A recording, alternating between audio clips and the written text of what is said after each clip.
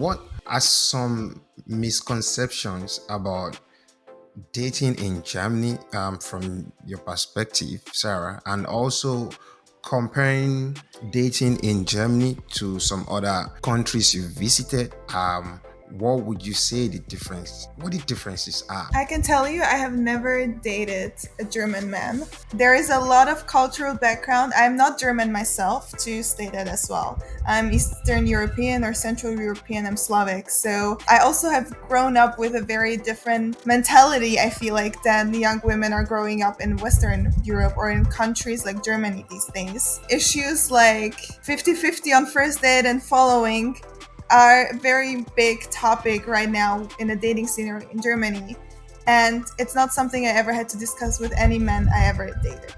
And for me, it really is, I would almost go as far as say, like, I have a specific cultural preferences where it's kind of stereotypical to those cultures that our values align. So all the men I have dated in Germany had different cultural background.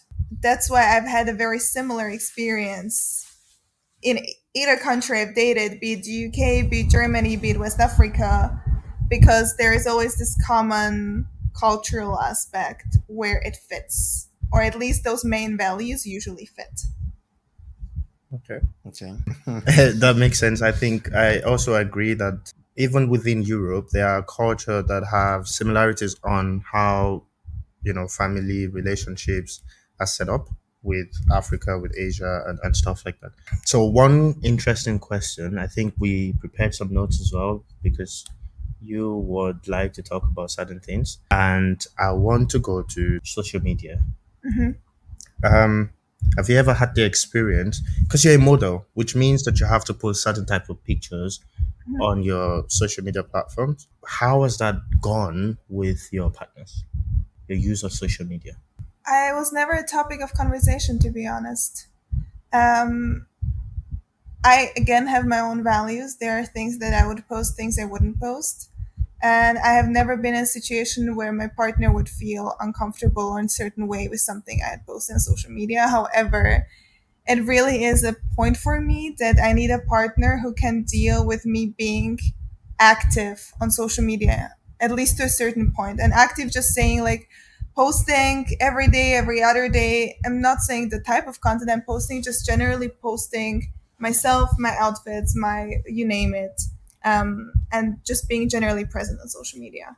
And it's definitely something I need from my partner to have the understanding for it, that it's kind of, it's my work, it's my business, it's my personal brand. All right, that makes sense. One quick question. Some guys don't like that their women post bikini pictures. Okay.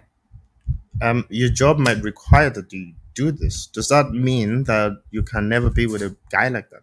Yeah. If you have an issue with me posting bikini pictures, then don't date me. Then go find a woman who doesn't post bikini pictures. It's that simple. Would you call him insecure?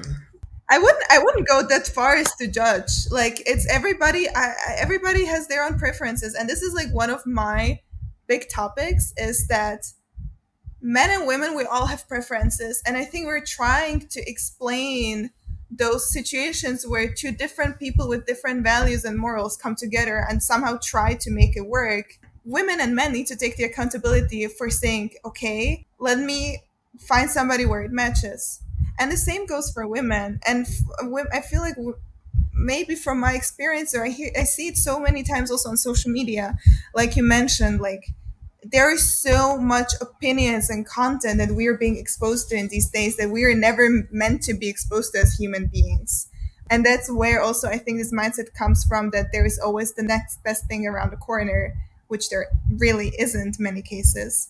But if I was posting a bikini picture, which I'm not, but if I were, and a guy would have an issue with that, I'm not gonna ask him why. I'm not gonna judge him that he's insecure. That's just his preference. I'm gonna acknowledge it as his preference and let him do his thing. But then it's not gonna work between us. Do you genuinely believe that? I'm only curious to see if, or to know that there are some men out there who are honestly okay with that. Because I'm not.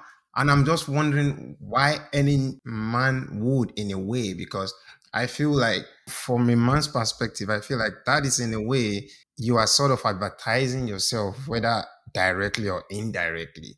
And I'm just surprised that, like some people will be honestly and genuinely be okay with that. Is there a It's context where your opinion here changes? not really. I would say that's not really for, like, you will never know.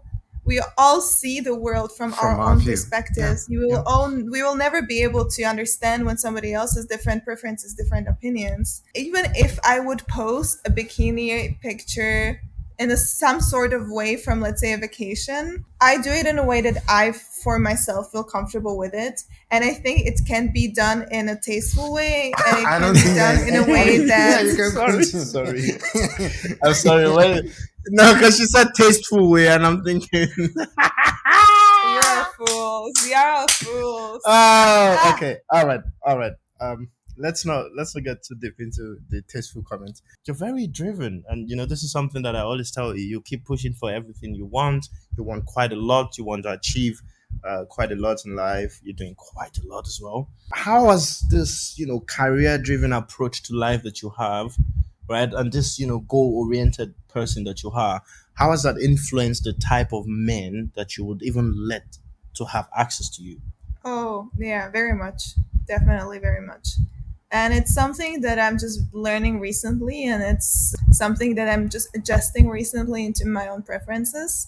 I definitely aspire to be with a partner who is likewise driven, has likewise his own things going on for himself, likewise has his own passions, and has his life with or without me standing and goes for it. And I do believe in when two individuals come together into a relationship, it shouldn't be done into a one. They shouldn't melt into one thing.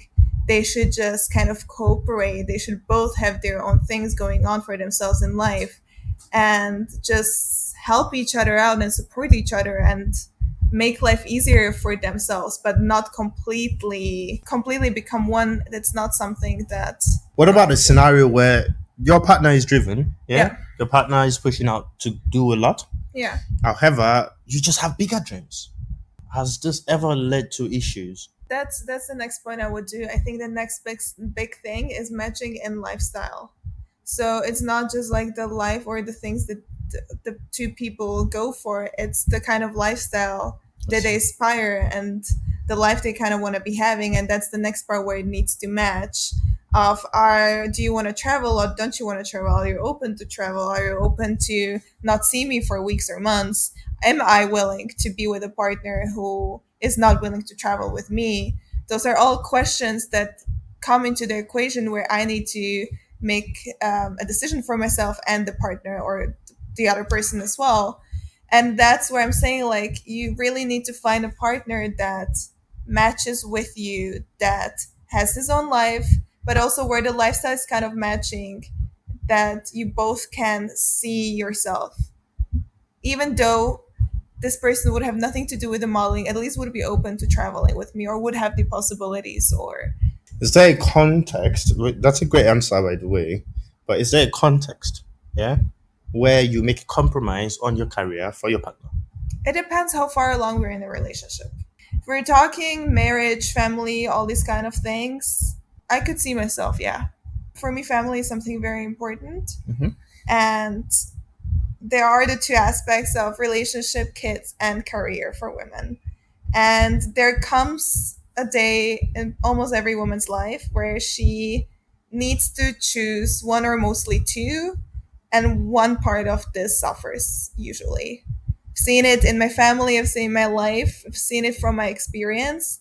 And I do aspire to have all three. However, I know that family will always come first for me personally. And when it comes down to having children and being married to, yeah, I think I would be willing and able to make that sacrifice. Ibrahim, what do you think? I really, yeah, I mean, I appreciate, yeah, the honesty in that, because this is also, it's related to like this feminist movement thing about women having to work more and everything. Now making women who decide to take a step back for family and their husband and, their kids, making them feel like they are less desirable or less of a woman is why, I mean, it's also for me, I feel like that's quite problematic. But I like what she said, where she mentioned that at a point, I feel like someone has to do that. Isn't it amazing? Like, isn't it great? Isn't it great how she's thinking about these things? Yeah. Okay. No, I really appreciate that you recognize that these are viable areas for compromise, Yeah. because these are definitely conversations that people need to be having. I want to say it's good that we've got women are still thinking in that way. Yeah.